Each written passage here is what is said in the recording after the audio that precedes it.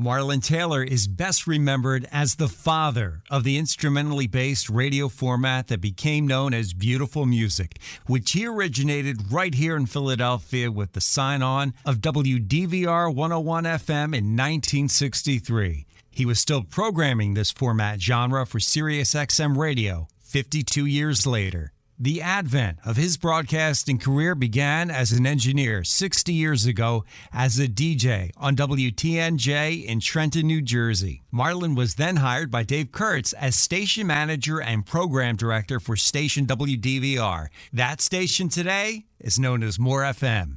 But we're getting ahead of our story here. In the spring of 1958, Uncle Sam called, and he managed to be placed on the base radio station at Thule Air Force Base in Greenland. He became the evening DJ, the first and only time he's filled that role in these 6 decades. Possessing a positive attitude, Marlin was always on the lookout for the next opportunity.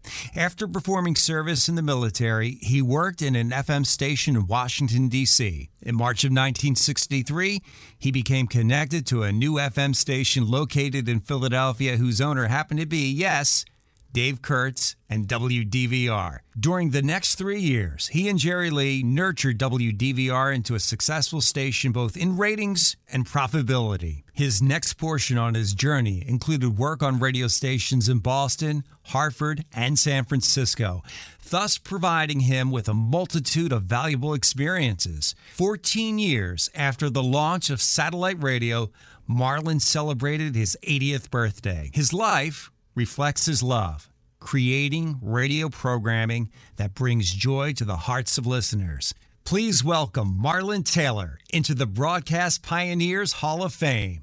Harvey Holiday, you still here? Yeah. Watt Hot Jetstream Radio 13. Remember that? Yes. Okay. Action in the afternoon. I can't help remembering. My favorite part of that is when the airplane went over. Anybody remember that show? I want to say thank you to all of you as the Broadcast Pioneers organization for this honor tonight.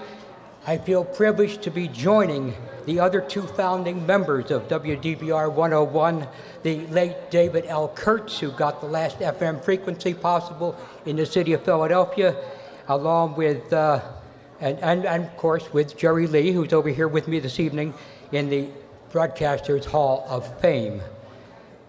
I had a bunch of written notes here, but I think to keep things moving along, we'll just skip a lot of it.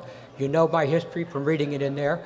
All I really ever wanted to do in radio, in life, is create radio programming through music or whatever I could put together to bring joy, to bring information, to uplift people who were at the other end of the radio, much as my couple of colleagues here said a little while ago. And just to put a timeline on some of these things, 1963, what was the big event in 1963? The assassination of President John F. Kennedy. WDVR was only 6.5 months old at that time, and we were a small, low-budget operation with only 7 employees operating 24 hours a day, but we did manage to air news even though we didn't have a news service. And I think our experiences along the way came up well. This is to say that so I can recognize a couple of people, the 2 people that were on the air during the first 12 hours following the tragic event are here in this room tonight as far as I know. One is Mike Strug over here, and Dave Shayer, are you here somewhere? Well, I don't hear from him. Anyway, let me just wrap it up quickly by saying that, and I'll read it so I don't get it all mixed up. I'm Pennsylvania Dutch, and things don't always go straight when you're Pennsylvania Dutch. I just have to say that this boy from a poor family in Bucks County is most thankful and feels truly blessed to have had such a successful and wonderful 60-year career in broadcasting. I just turned 80. I'm not sure what's coming up next. There may be something else. Jerry Lee was asking me this evening, what am I going to do next in radio? Well, time will tell. I've just retired from Sirius XM just 60 days ago.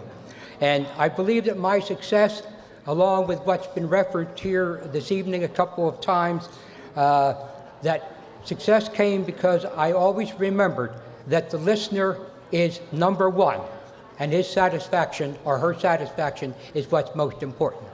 Thank you again.